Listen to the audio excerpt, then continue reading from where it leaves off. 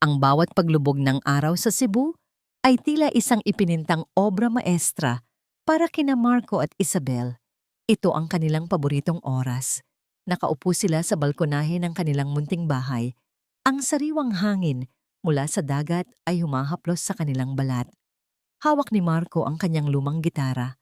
Ang mga daliri niya ay sanay na gumalaw sa bawat kwerdas, lumilikha ng isang tugtog na para bang isinulat para lang sa kanilang dalawa. Nagpapalit-palitan sila sa pag-awit.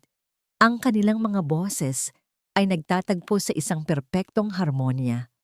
Hindi ko akalain na ganito pala kasarap ang payapang buhay, Marco, sabi ni Isabel, sumandal sa balikat niya. Ang kaniyang puso ay puno ng kagalakan. Ngumiti si Marco. Ang mga mata niya ay kumikinang sa ilalim ng papalubog na araw. Bawat kanta, bawat araw kasama ka, Isabel. Ito ang pangarap ko. Para kay Isabel, si Marco ang katuparan ng lahat ng pangarap niya. Matapos ang maraming taon ng pag-iisa, nahanap niya ang isang lalaki na buo ang loob at tapat. Ang pagmamahalan nila ay malinis, walang bahid, at siya ay naniniwalang ito ay magtatagal magpakailanman. Napakasaya ng puso niya sa tuwing naaalala niya ang simula ng kanilang pagmamahalan. Si Marco, isang simpleng inhinyero na ngumiti sa kanya sa isang coffee shop, at mula noon ay hindi na niya ito nalimutan. Ang lahat ay tila na sa ayos. Perfect. Ngunit may bumabagabag kay Isabel minsan. Ang nakaraang kasal ni Marco. Kahit na sinisiguro niya na tapos na ang lahat, may anino pa ring tila hindi nawawala sa mga mata ng kanyang asawa. Ngunit ipinipilit niya sa sarili na ito ay bahagi lang ng nakaraan at ang kanilang kasalukuyan ay puro at malinis. Ngayong gabi ay malaking event para sa company ni Marco, ang kanilang anibersaryo. Isang engrandeng salo-salo sa isa sa mga pinakamagandang hotel sa Cebu. Ready ka na, mahal? Tanong ni Marco. Inayos ang kurbata. Nakangiti si Isabel habang sinasara ang zipper ng gown niya. Siyempre, proud ako na ipakilala ka sa lahat bilang asawa ko. Ang bulwagan ay napakaganda. Puno ng tawanan, musika, at mga usapan. Hawak ni Marco ang kamay ni Isabel habang nililibot nila ang venue, nakikipag-usap sa mga kasamahan niya. Ang lahat ay nakangiti. Tila nagtataka kung paano nahanap ni Marco ang ganoong kagandang babae. Masayang-masaya si Isabel. Ito ang buhay na pinapangarap niya. Isang masaya at mapayapang pamilya. Pero biglang nagbago ang lahat. May isang babae ang dahan-dahang pumasok sa bulwagan. Nakasuot siya ng isang simpleng dress, ngunit ang kanyang presence ay napakalakas. Ang kanyang buhok ay magulo. Ang kanyang mga mata ay tila malalim at may dalang matinding kalungkutan. At ang kanyang tiyan, halatang halata na malaki na. Nagkaroon ng bulungan. Ang lahat ay napatingin sa kanya. At sa isang iglap, napansin ni Isabel na namutla si Marco. Tila nakakita ng multo. Marco? Bulong ni Isabel. Hinigpitan ang hawak sa kamay niya. Hindi siya sinagot ni Marco. Ang kanyang mga mata ay nakatuon lamang sa babae. Alona, ang dating asawa ni Marco. Dahan-dahan itong lumapit sa stage, tila may sariling mundo. May humarang sa kanya, ngunit tila hindi niya ito napansin. Kinuha niya ang mikropono. Gusto ko lang kumanta, mahina niyang sabi, ngunit sapat para marinig ng lahat sa katahimikan na biglang bumalot sa silid. Bigla siyang nagsimulang kumanta. Isang lullaby, isang napakagandang melodiya, ngunit may kalungkutan na nakakapanindig balahibo. Ito ang kanta na minsan nang nabanggit ni Marco. Ang lullaby na kinakanta niya dati para sa sarili niya. Habang kumakanta si Alona, tiningnan niya si Marco. Ang mga mata niya ay puno ng kung ano. Pighati, pagsisisi, o isang bagay na mas masama. Natapos ang kanta. Huminga si Alona ng malalim. Pagkatapos, tumingin siya ng diretso kina Marco at Isabel. Isang ngiti ang gumuhit sa kanyang labi, Ngunit hindi itong ngiti ng kagalakan. Isang kamay ang inilagay niya sa kanyang tiyan. Ang kanyang mga mata ay matalim at sa loob ng ilang segundo, naramdaman ni Isabel ang isang lamig na gumapang mula sa kanyang talampakan hanggang sa tuktok ng kanyang ulo. Pakiramdam ni Marco ay biglang huminto ang mundo. Ang mga bulong sa paligid, ang musikang kanina'y nagpapasaya, lahat ay naglaho. Tanging ang tinig lamang ni Alona ang naririnig niya. "Marco," sabi ni Alona. Ang kanyang boses ay malalim at tila may halong hinanakit. "Ang batang ito, anak mo." Bumagsak ang mikropono mula sa kanyang kamay, lumikha ng isang malakas na tunog na tila umaalingaw-ngaw sa buong bulwagan. Ulat. Pagkabigla, paninisi. Lahat ng emosyon ay sabay-sabay na sumiklab sa dibdib ni Marco. Hindi niya maintindihan. Paano? Bakit? Napatingin siya kay Isabel. Nakita niya ang pagguho ng mundo sa mga mata nito. Ang kulay rosas na pisngi nito ay namutla. Ang mga ngiti nito ay napalitan ng pighati. "Marco, totoo ba?" Bulong ni Isabel, halos hindi na marinig. Ang hawak nito sa kanyang kamay ay biglang lumuwag. Hindi siya nakasagot. Ang kanyang isip ay bumalik sa isang gabi. Ilang buwan na ang nakalipas matapos ang kanilang diborsyo. Alona, nasa bahay niya ito, napakapayat. Ang mga mata ay namumugto. Hindi ito kumakain, hindi natutulog. Ang depresyon nito ay tila isang malaking halimaw na sumisipsip sa lahat ng buhay nito. "Marco, wag mo akong iwan." Pakiusap nito. Kumapit sa kanyang braso. Wala na akong ibang kakampi. Doon, sa gitna ng kanyang kawalan ng pag-asa, sa kanyang kalungkutan, nagkamali si Marco. Isang gabi na puno ng panghihinayang, isang gabi na akala niya ay simpleng pag-comfort sa isang nalulumbay na dating asawa. Ngunit hindi iyon comfort, iyon ay kahinaan. At ngayon, narito ang bunga ng kahinaang iyon. Napabalik si Marco sa kasalukuyan. Ang mga mata ni Isabel ay nakatingin sa kanya, naghahanap ng sagot, ng pagtanggi. Ngunit ano ang itatangi niya? Ang katotohanan ay nakatayo sa harap nila, may malaking tiyan, at ang mga mata ay puno ng paghihiganti. Hindi ito totoo, di ba, Marco? Ulit ni Isabel, ang kanyang boses ay tila sirang plaka. May luha ng namumuo sa kanyang mga mata. "Sinungaling," sigaw ng isang bisita. "Kahiya-hiya." Ang bulungan ay naging iingay. Ang lahat ng mata ay nakatuon sa kanila. Hinuhusgahan. Ngumiti si Alona, isang mapait na ngiti. "Tanungin mo ang asawa mo, Isabel. Baka nakalimutan lang niya kung paano ako i-comfort." Napaiyak si Isabel. "Marco, sabihin mo hindi. Sabihin mo sinungaling siya." Ang dibdib ni Marco ay parang pinipiga. Gusto niyang yakapin si Isabel, sabihin na mahal niya ito, na maling desisyon yon. Ngunit paano niya itatago ang isang katotohanan na huminga na, nabubuhay na, sa loob ng dating asawa niya? "Isabel, mahal." Simula ni Marco, ngunit hindi niya alam kung paano tatapusin ang pangungusap. Niyugyug ni Isabel ang kanyang ulo. "Hindi! Hindi ko ito matatanggap." Biglang napahawak si Alona sa kanyang tiyan. Ang kanyang mukha ay namutla at ang ngiti niya ay napalitan ng pag-aray. "Aaray!" Mahina niyang sambit.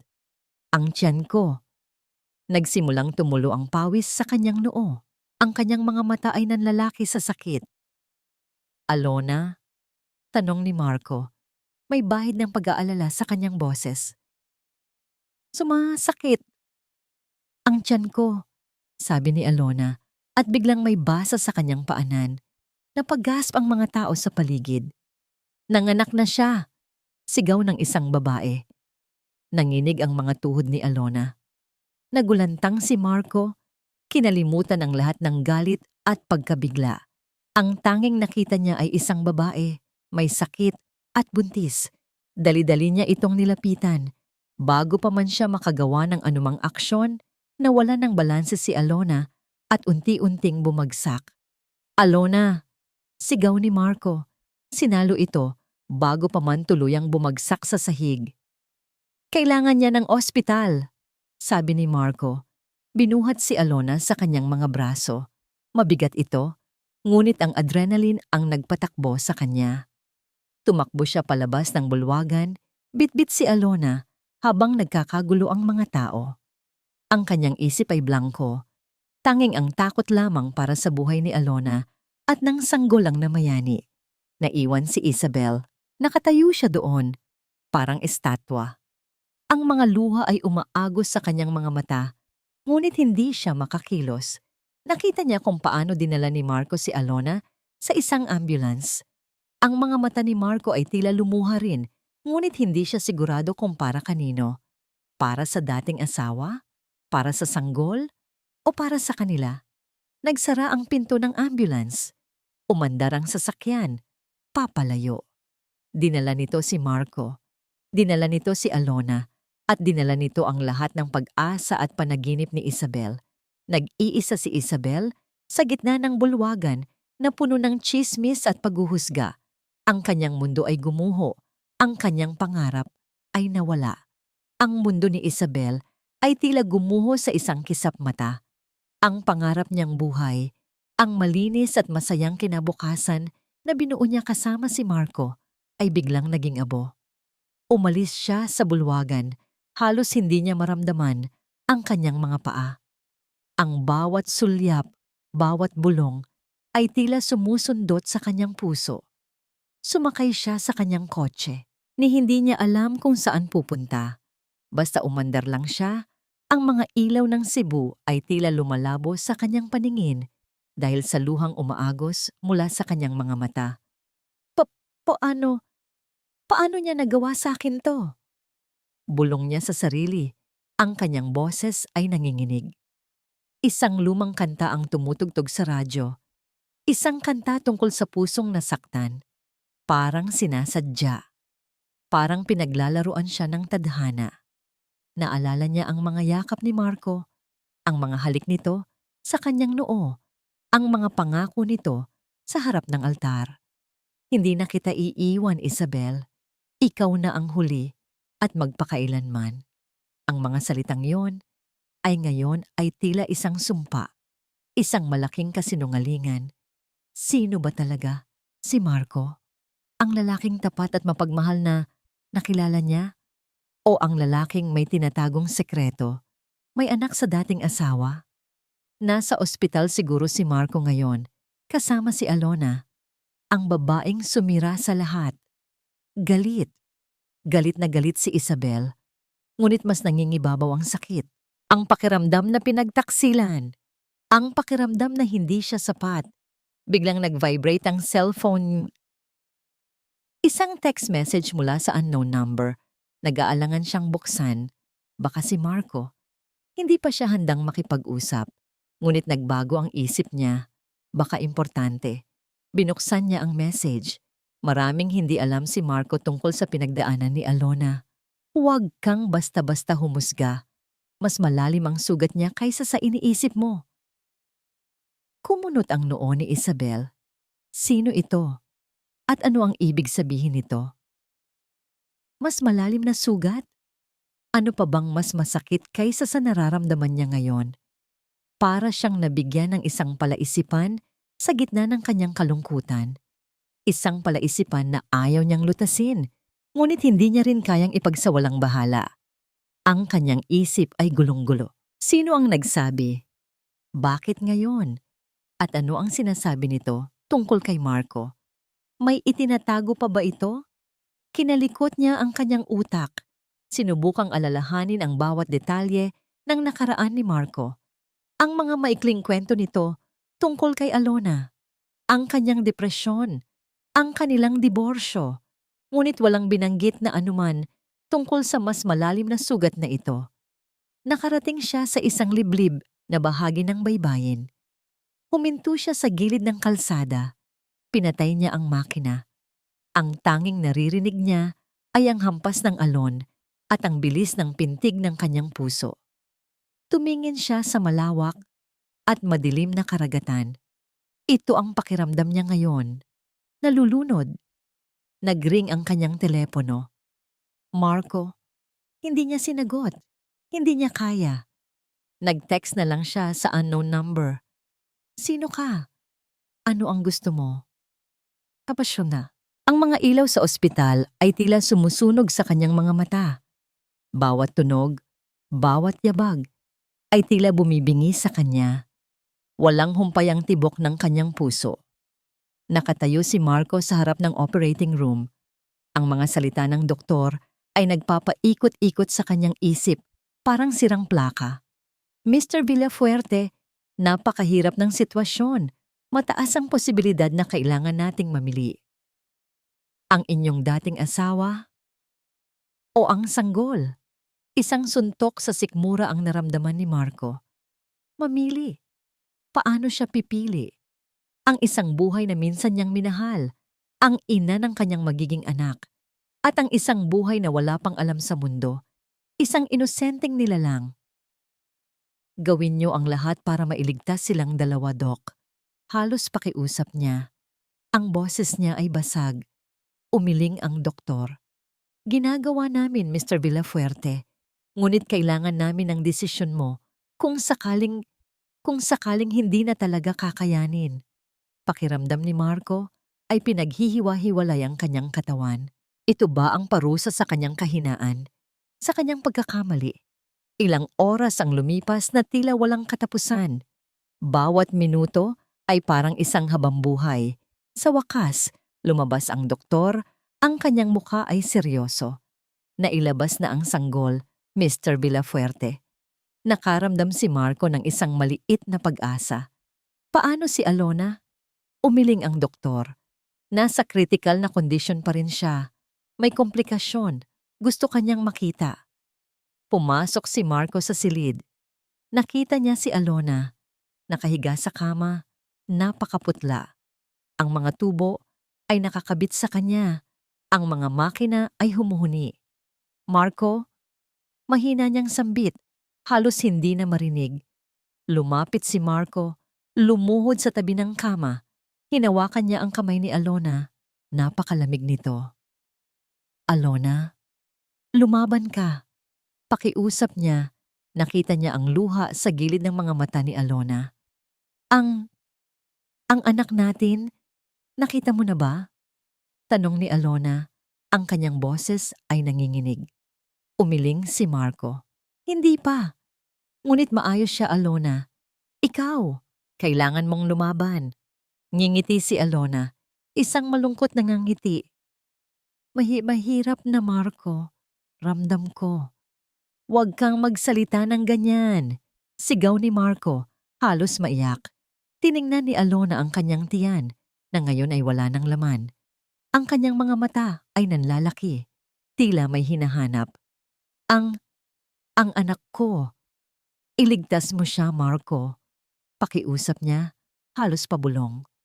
Kahit ako na lang, ang mahalaga, mabuhay siya. Gusto kong maranasan niya kung paano magkaroon ng totoong pamilya. Iyon ang huling salitang narinig ni Marco mula kay Alona. Ang kanyang mga mata ay unti-unting pumikit. Ang mga makina ay nag-beep ng malakas. Alona! Alona! Sigaw ni Marco. Niyuyugyug ito, ngunit walang tugon. Pumasok ang mga nurse at doktor. Itinulak siya papalayo. Sinubukan nilang i-revive si Alona, ngunit huli na ang lahat. Isang mahabang, matalim na beep ang pumutol sa katahimikan. Patay na si Alona, kasabay ng tunog na yon. Tila isang himala, isang malakas na iyak ang narinig ni Marco mula sa kabilang silid. Ang iyak ng isang sanggol, ang huling hininga ni Alona, at ang unang iyak ng kanilang anak. Para siyang nabingi. Ang kanyang mundo ay naging itim. Si Alona, wala na. At siya, naiwan sa isang sanggol. Ilang sandali pa, isang nurse ang lumapit sa kanya. Mr. Villafuerte, narito po ang inyong anak. Isang napakagandang babae. Automatiko niyang inabot ang sanggol. Ang liit nito, ang manipis ng kanyang mga kamay. Ang kanyang mga mata ay nakapikit, ngunit ang kanyang mga labi ay bahagyang nakabukas, tila naghahanap ng yakap. Naramdaman ni Marco ang isang bugso ng emosyon, pagmamahal, takot, at matinding kalungkutan. Biglang may inabot ang nurse sa kanya, isang puting sobre. Ito po, Mr. Villafuerte, ipinapabigay po ni Mrs. Alona. Ang sabi niya, basahin niyo po kapag kayo lang mag-isa. Tinanggap ni Marco ang sobre. Ang kanyang mga kamay ay nanginginig. Tiningnan niya ang sulat kamay ni Alona sa harap. Naglakad siya palabas ng silid. Ang sanggol sa kanyang mga braso ay mahimbing na natutulog. Umupo siya sa isang bakanteng upuan sa koridor, malayo sa ingay. Tiningnan niya ang sobre, hindi makapagdesisyon kung bubuksan niya ba ito. Parang isang bomba. Isang bomba na hindi niya alam kung kailan sasabog. O kung ano ang epekto nito sa kanya. Napakabigat ng sobre sa kamay ni Marco. Hindi lang ito papel. Ito ay tila ba isang huling hininga. Isang huling paalam mula sa babaeng minsan niyang pinakasalan. Sa babaeng nagdala ng isang bagong buhay sa mundo. At sa babaeng ngayon ay wala na. Tiningnan niya ang natutulog na sanggol sa kanyang mga braso. Napakaliit, napaka-inosente. Hindi niya ito masisisi sa anumang nangyari. Ito ay biktima rin. Sa wakas, kinuha niya ang lakas ng loob. Maingat niyang binuksan ng sobre ang kanyang sulat kamay. Pamilyar. Ngunit ngayon ay tila may halong pighati at pagpapaalam. Mahal kong Marco, kung binabasa mo ito, ibig sabihin, huli na ang lahat para sa akin. Hindi ko intensyon na saktan kayo ni Isabel, pero kailangan kong gawin ito. Kailangan kong tiyakin na magkakaroon ng ama ang anak ko. Napatigil si Marco. Ang kanyang mga mata ay nanlabo. Kailangan niyang tiyakin? Mahirap ipaliwanag, Marco. Matagal na akong may sakit. Isang malubhang karamdaman na unti-unting pumapatay sa akin. Alam kong hindi na ako magtatagal.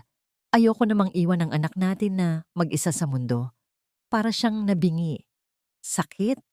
Malubha? Ito ba ang dahilan ng lahat? Ang kanyang utak ay nagulantang. Hindi niya alam. Hindi niya man lang nahalata. Noong nagkita tayo muli, pagkatapos ng diborsyo, alam kong nagkamali ako. Pero sa gitna ng aking depresyon at desperasyon, nakita ko ang isang pagkakataon. Isang pagkakataon para sa anak ko. Alam kong hindi ito tama. Pero iyon lang ang nakita kong paraan para mabigyan siya ng kinabukasan. Hindi makahinga si Marco. Ang kahihiyan, ang galit, ang pagkabigla, lahat ay nagsama-sama. Napakasakit ng katotohanan. Kailangan kong sabihin sa iyo na si Isabel. Si Isabel ang tamang babae para sa iyo, Marco.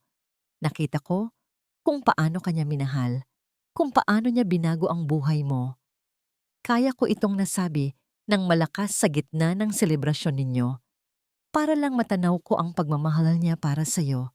Para siyang sinaksak sa dibdib. Tama si Alona.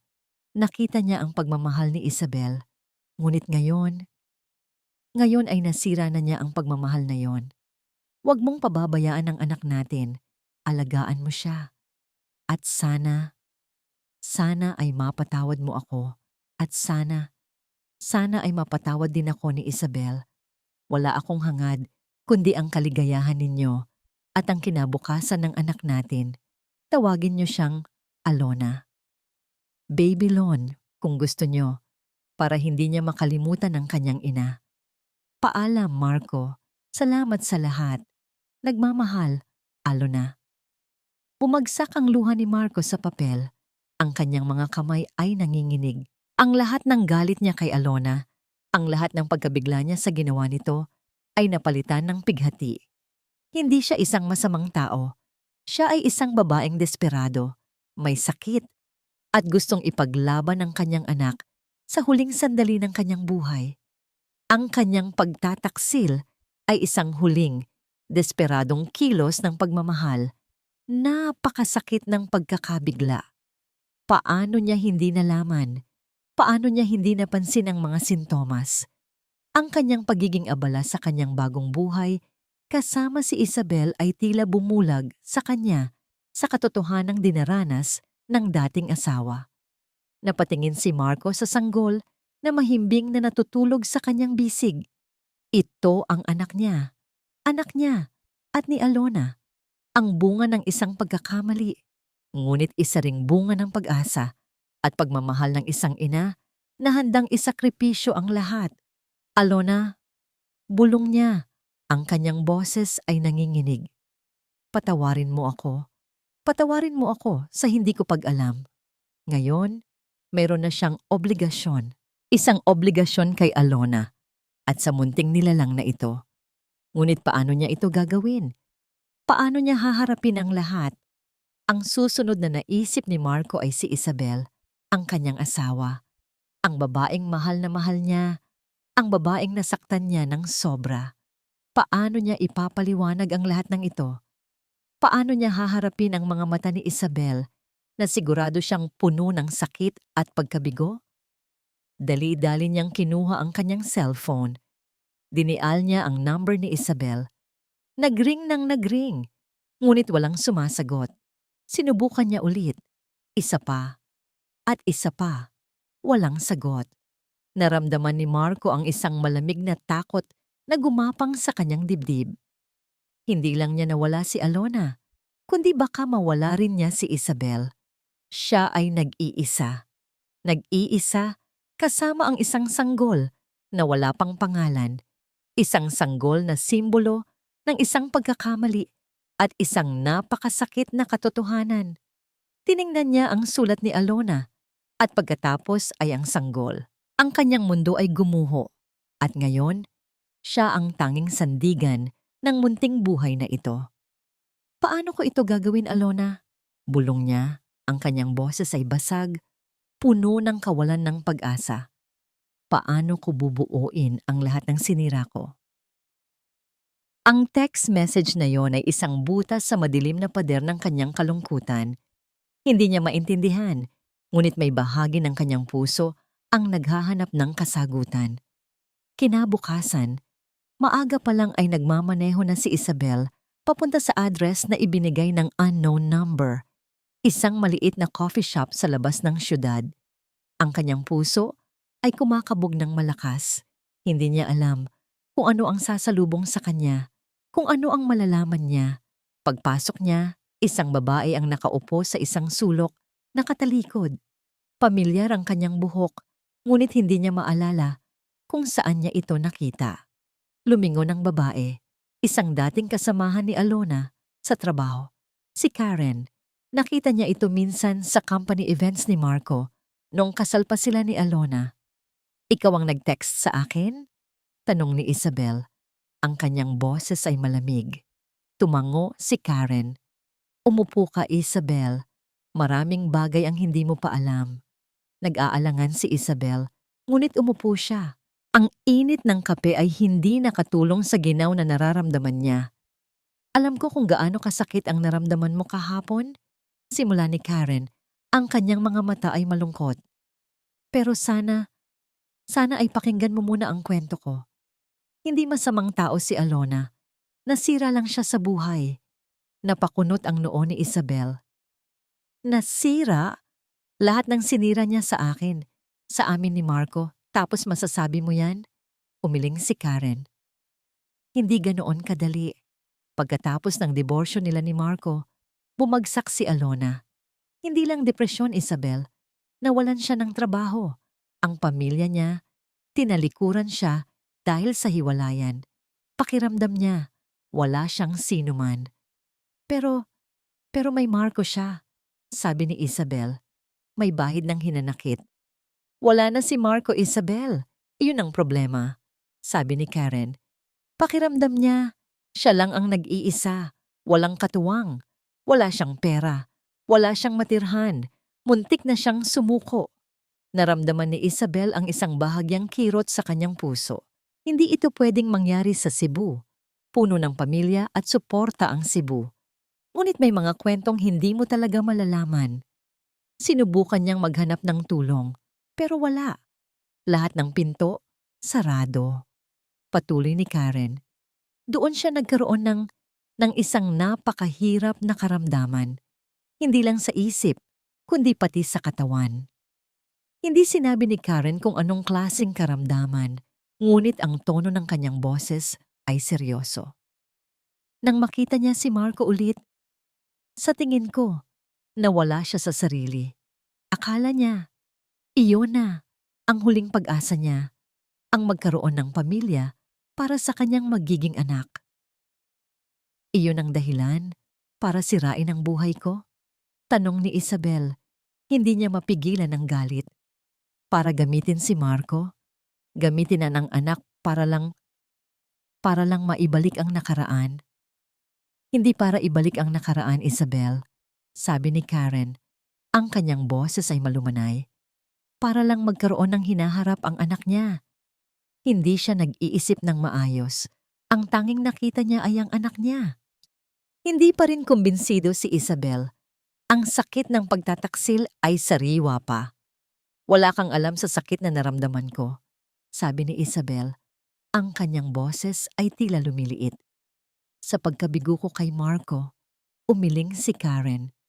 May punto ka, pero sana ay maintindihan mo na may mga tao talagang masira sa buhay at minsan, ang kanilang mga maling desisyon ay galing sa matinding sakit at desperasyon. Kinuha ni Karen ang isang maliit na, lumang keychain mula sa kanyang bag. Isang maliit na gitara, katulad ng kay Marco. Binigay sa akin ni Alona ito noon, sabi ni Karen. Sabi niya, ito daw ang paborito niyang laruan nung bata siya.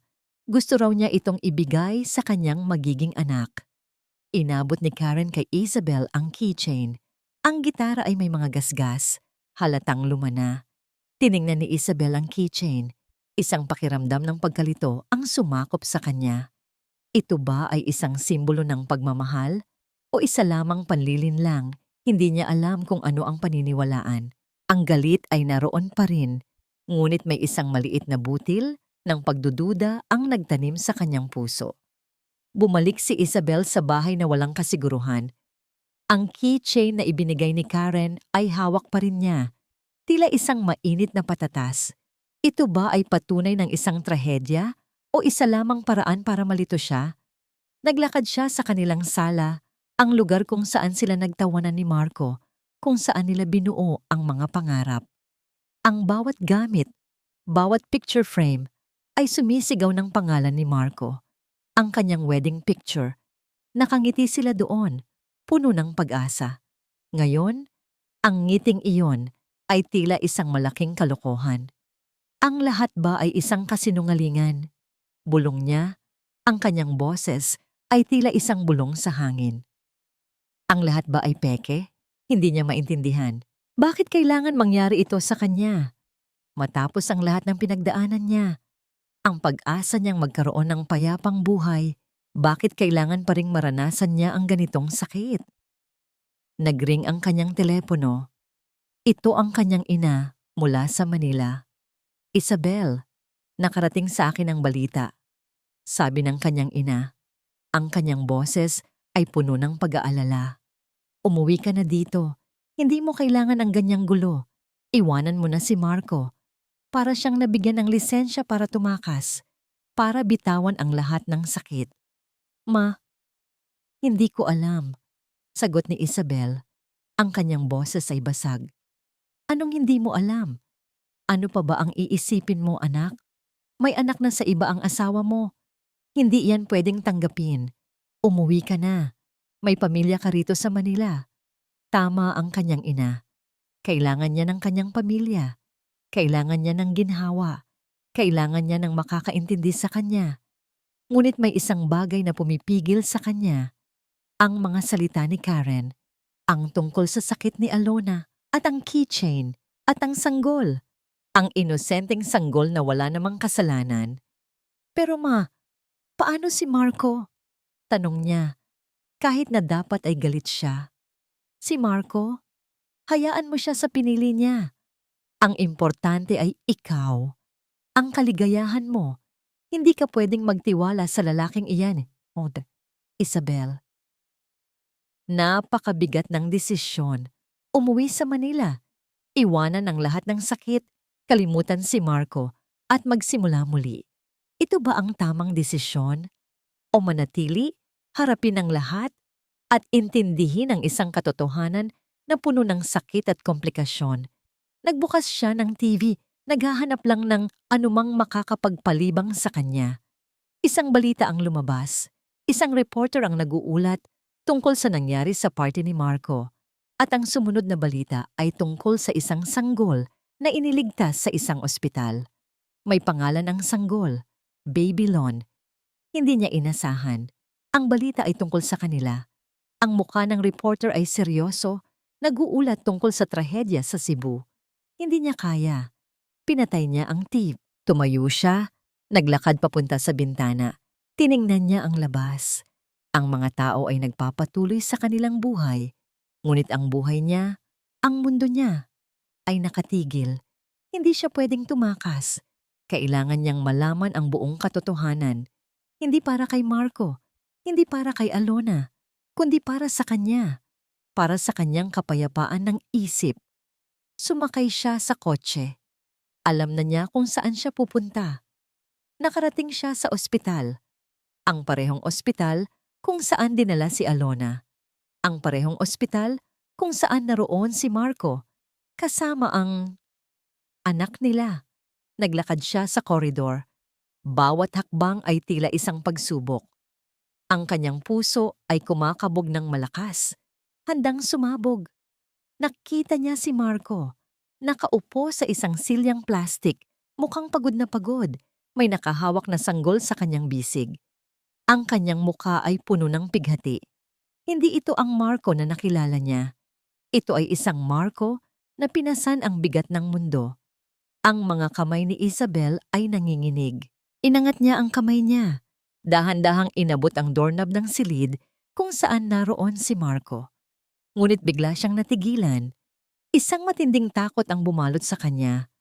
Takot sa katotohanan. Takot sa kung ano ang maririnig niya. Takot na baka tuluyan na siyang masaktan. Ibinaba niya ang kanyang kamay. Bumalik siya. Bumalik siya ng ilang hakbang. Hindi ko kaya, bulong niya. Hindi ko kaya. Ngunit pagkatapos ng ilang hakbang, huminto siya. Huminga siya ng malalim. Kung tatakas siya, habang buhay siyang magtatago sa katotohanan. Habang buhay siyang magdududa, tumingin siya ulit sa pinto. Kailangan kong malaman ang katotohanan, pabulong niyang sabi, at dahan-dahang lumapit muli sa pinto. Ang bawat segundo ay tila isang habambuhay para kay Marco. 5 oras na ang lumipas simula nang basahin niya ang liham ni Alona at hindi pa rin niya maintindihan ang lahat. Ang sanggol na tinawag niyang Alona o Babylon pansamantala ay umiiyak sa kanyang bisig. Sinubukan niyang palitan ang diaper nito, ngunit ang kanyang mga kamay ay nanginginig. Hindi niya alam kung paano gawin. Shh! Shh, Babylon! Bulong niya. Ang kanyang boses ay pagod. Daddy will figure it out. Just give me a minute. Pero patuloy lang ito sa pag-iyak. Parang sinasabayan ang sakit sa kanyang dibdib. Ang pagod ay unti-unting lumalamon sa kanya. Tiningnan niya ang mukha ng sanggol. Ang maliliit nitong mata. Ang kanyang ilong. Nakikita niya ang bahid ni Alona. At ang bahid niya. Ang inosenteng mukha nito ay tila isang salamin. Sumasalamin sa lahat ng kanyang pagkakamali. Ang bigat ng pagkakasalang nararamdaman niya ay tila isang bato na nakadagan sa kanyang dibdib. Nawala na si Alona, nasaktan niya si Isabel, at ngayon, meron siyang anak na kailangan niyang alagaan. Mag-isa. Ang kanyang telepono ay patuloy na nagri-ring. Mga tawag mula sa kanyang mga kaibigan, sa kanyang pamilya, at paulit-ulit na tawag mula sa hindi pamilyar na numero. Marahil si Isabel. Hindi niya kayang sagutin. Hindi niya kayang harapin ang lahat. Biglang bumukas ang pinto ng kanyang silid. Napaangat si Marco. Si Isabel. Nakaputing damit ito, ang kanyang buhok ay magulo, at ang kanyang mga mata ay mugto. Ngunit ang tingin nito ay matalim, puno ng determinasyon. Hindi ito ang Isabel na mapagmahal at malambing. Ito ay isang Isabel na may hinahanap. Marco, sabi ni Isabel, ang kanyang boses ay malamig at malinaw. Gusto kong malaman ang lahat. Ngayon na, walang tinatago. Hindi siya umimik. Hindi niya alam kung saan magsisimula. Yung tungkol sa inyo ni Alona, patuloy ni Isabel, ang kanyang boses ay tila nagiging mas malakas. Yung tungkol sa bata, lahat. Bakit hindi mo sinabi? Bakit kailangan kong malaman mula sa iba o sa kanya mismo? Inilapag ni Marco ang sanggol sa crib. Tumayo siya. Hinarap si Isabel. Isabel, mahal. Simula ni Marco, ngunit pinutol siya ni Isabel. Huwag mo akong tatawaging mahal, Marco. Hindi pa ako sigurado kung ano pa tayo ngayon. Ang gusto ko lang ay ang katotohanan. Napayuko si Marco. Ang sakit sa kanyang dibdib ay tila dumoble. Ito na. Ito na ang katapusan ng lahat. Oo, anak ko siya, sabi ni Marco. Ang kanyang boses ay halos hindi na marinig. Ang nangyari iyon matapos ang diborsyo namin ni Alona. Nalulong siya sa depresyon, Isabel. Sinubukan ko lang siyang tulungan. Hindi ko alam. Hindi ko alam na magkakaroon ng ganito. Niyugyog ni Isabel ang kanyang ulo. Hindi sapat na paliwanag yan, Marco. Anong sinubukan mong tulungan? Sa loob ng kwarto? Bakit hindi mo sinabi sa akin noon pa? Bakit ko nalaman sa gitna ng party natin? Ang mga salita ni Isabel ay parang kutsilyo na humihiwa sa kanyang puso. Alam niyang tama. Alam niyang nagkamali siya. May iniligtas si Alona. Isang liham, sabi ni Marco, at kinuha niya ang sobre mula sa kanyang bulsa. Inabot niya ito kay Isabel.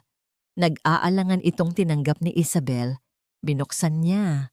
Nagsimula itong magbasa. Ang kanyang muka ay dahan-dahang nagbago. Mula sa galit, naging pagkabigla. At pagkatapos, pighati. Ang mga luha ay nagsimulang umagos mula sa mga mata ni Isabel, mas mabilis kaysa kanina. Hindi ito luha ng galit. Ito ay luha ng sakit, ng pag-unawa. Tinapos niya ang pagbasa. Inangat niya ang kanyang tingin at tiningnan si Marco. Ang kanyang mga mata ay puno ng isang halo-halong emosyon na hindi kayang unawain ni Marco. Pag-unawa, kalungkutan, at isang katanungan.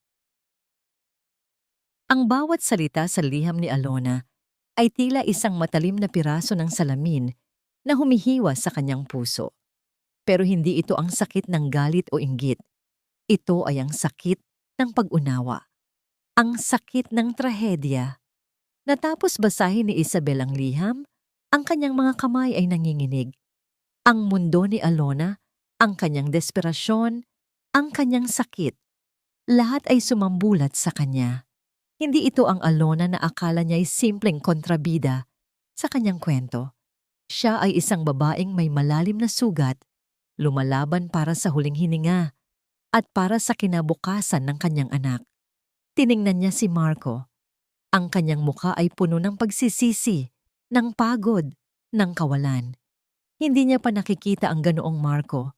Hindi ito ang Marco na kinamumuhian niya. Ito ay isang Marco na nasira rin, isang biktima rin ng mga pangyayari at ng sariling pagkakamali. Ang galit na naramdaman niya kanina ay unti-unting lumabo, napalitan ng isang halo ng awa at pighati para kay Alona, para kay Marco, at para sa sarili niya. Ang munting sanggol ay mahimbing na natutulog sa crib, inosente, walang alam sa bigat ng mundo na kanyang sinilangan. Ito ang anak ni Marco at anak ni Alona. Isang buhay na ngayon ay nasa kanilang mga kamay. Naalala ni Isabel ang mga pangarap niya kasama si Marco. Isang pamilya, isang masayang tahanan. Ngunit ang pangarap na yon ay hindi na pwedeng maging perpekto gaya ng gusto niya. Ngayon, ito ay magiging komplikado, magiging masakit. Ngunit ano ang alternatibo? Tumakas? Iwanan si Marco na mag-isa, kasama ang isang sanggol. Pabayaan ang inosenteng buhay na ito na walang ina at marahil ay walang tunay na pamilya. Isabel, basag na boses ni Marco ang nagpabalik sa kanya sa realidad.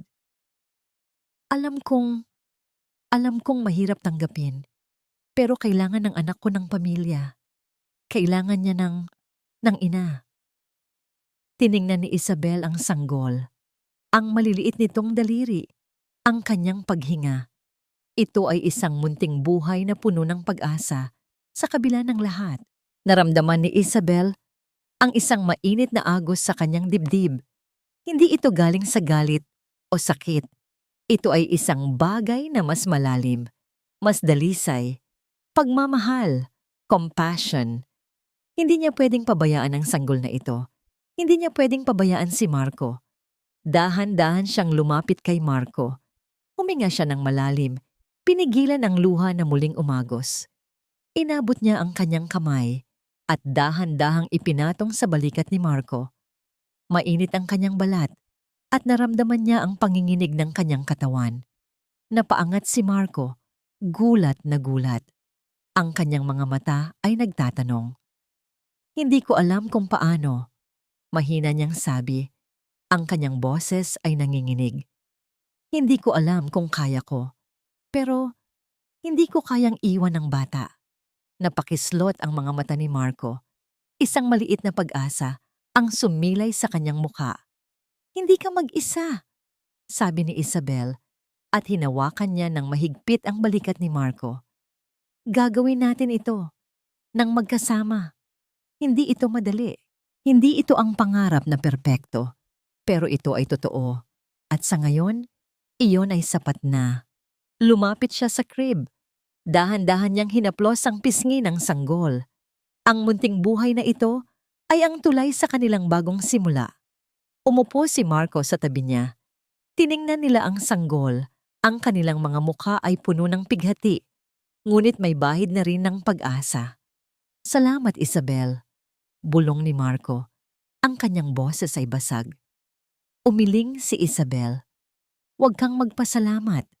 Ginagawa ko ito para sa akin at para sa kanya. Ano ang gagawin natin? Tanong ni Marco. Ang kanyang boses ay tila bata. Hindi ko alam, sagot ni Isabel, ngunit may ngiti sa kanyang mga labi. Pero malalaman natin. Tiningnan niya si Marco. Ang kanilang mga mata ay nagtagpo. Hindi pa ito ang dating pagmamahal, ang dating pagtitiwala. Pero ito ay isang simula. Isang simula na puno ng sakit, ng pagpapatawad, at ng isang bagong pag-asa. Lumipas ang mga taon, tulad ng mga ulap na dahan-dahang lumilipas sa kalangitan ng Cebu. Ang pamilya Villafuerte ay hindi perpekto, ngunit puno ng pagmamahal na hinubog ng pagsubok, sakripisyo at pagpapatawad. Ngayon, si Babylon ay isang maliksing 7 taong gulang na bata. Ang kanyang tawa ay kasing ganda ng simoy ng hangin mula sa dagat. Tumakbo siya sa kanilang bakuran. Hawak ang isang maliit na gitara na regalo sa kanya ni Marco. Ang maliliit niyang daliri ay nagtatangkang gumawa ng tunog. Kahit na hindi pa ito perpekto, ay napakasarap pakinggan para kina Marco at Isabel. Nakaupo sina Marco at Isabel sa kanilang balkonahe, ang parehong balkonahe kung saan sila dati nag-aawitan. Ngunit ngayon, ang mga kanta nila ay may bahid ng nakaraan at puno ng pag-asa para sa kinabukasan. Tinitingnan nila si Babylon. Ang kanilang mga puso ay puno ng pasasalamat at kapayapaan. Napakalayo na ng narating nila. Naalala ni Marco ang mga unang buwan, ang mga gabi na hindi sila makatulog ni Isabel dahil sa pag-iyak ni Babylon, ang mga bulungan ng mga kapitbahay, ang mga sulyap ng paghuhusga, hindi naging madali. Ang komunidad ay nagsalita.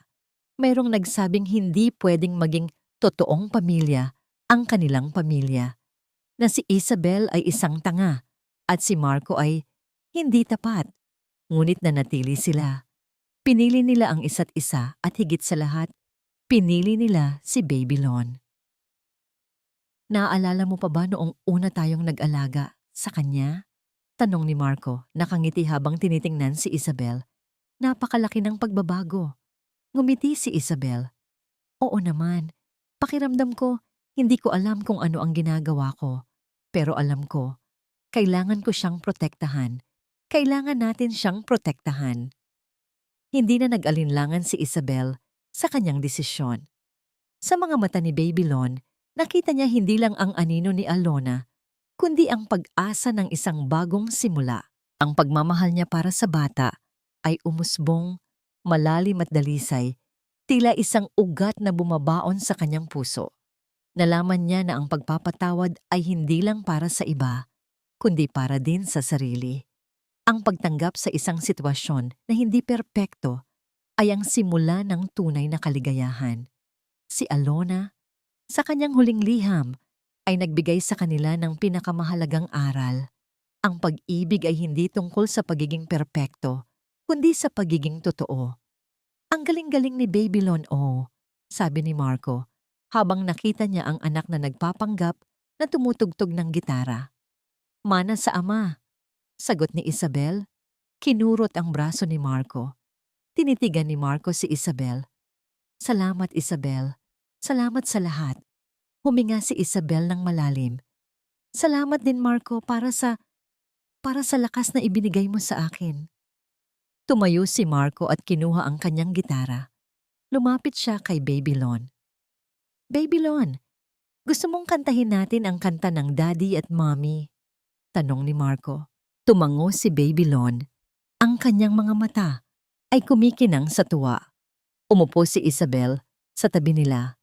Nagsimulang tumugtog si Marco ng isang malambing na melodiya at sabay-sabay silang kumanta. Ang kanilang mga boses ay nagtatagpo sa isang matamis na harmonya. Ang kanilang pamilya ay hindi gawa sa simple at perpektong pangarap. Ito ay binuo mula sa pighati, sa sakripisyo, sa pagpapatawad at sa pag-ibig na walang hangganan. Si Babylon ay lumaki hindi sa isang pamilyang perpekto, kundi sa isang pamilyang natuto magmahal ng lampas sa hangganan ng dugo at nakaraan. Ang kanilang kwento ay patunay na ang tunay na pag-ibig ay hindi nagtatapos sa mga pagkakamali, kundi ito ay nagsisimula sa kakayahang magpatawad, magsakripisyo at magbukas ng puso para sa isang bagong simula. Gaano man ito komplikado. Habang papalubog ang araw, ang pamilya Villafuerte ay nanatiling nakaupo sa balkonahe. Ang kanilang mga boses ay nagpapaligsahan sa pag-awit. Ang init ng kanilang pagmamahalan ay tila bumabalot sa buong bahay, sa buong Cebu. Mahal kita, aking pamilya, bulong ni Marco, hinigpitan ng yakap kay Isabel habang nakatingin sa kanilang anak. Isang ngiti ng kapayapaan ang sumilay sa kanyang mga labi.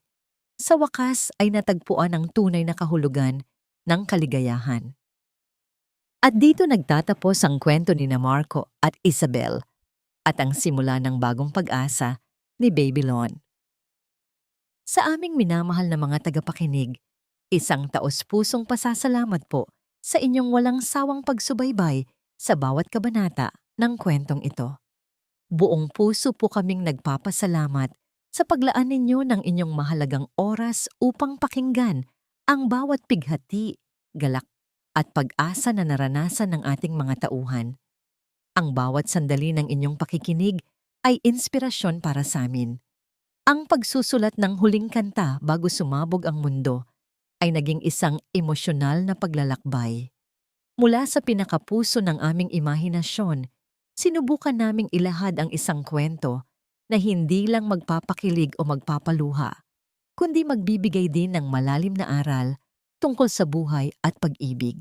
Naramdaman namin ang bawat kirot, bawat pagdududa, at bawat pag-asa ni Marco, ni Isabel, at maging ni Alona. Ang kanilang mga karanasan ay nagpaalala sa amin na ang buhay ay puno ng mga hindi inaasahang pagsubok. Ngunit Sa bawat pagsubok, may pagkakataon para sa pagbabago at paglago. Sana po, sa pamamagitan ng kwentong ito, ay naipadama namin ang halaga ng pagpapatawad, hindi lang sa iba, kundi maging sa ating sarili, na ang pagmamahal ay may maraming anyo at minsan, ito ay matatagpuan sa mga pinakamahirap na desisyon at pinakamalaking sakripisyo, na ang isang pamilya ay hindi kailangang maging perpekto upang maging totoo at puno ng pag-ibig. At higit sa lahat, na sa gitna ng anumang pagsubok, mayroong pag-asa para sa isang bagong simula. Maraming salamat po ulit sa pagiging bahagi ng paglalakbay na ito. Umaasa po kami na may naiwan kaming kaunting ilaw sa inyong puso. Kung mayroon po kayong nais ibahagi tungkol sa inyong mga natutunan o naramdaman sa kwento, malugod po naming tatanggapin ang inyong mga komento at mensahe. Ang inyong mga saloobin ay mahalaga para sa amin. Hanggang sa muli, mga minamahal naming tagapakinig, paalam at maraming salamat.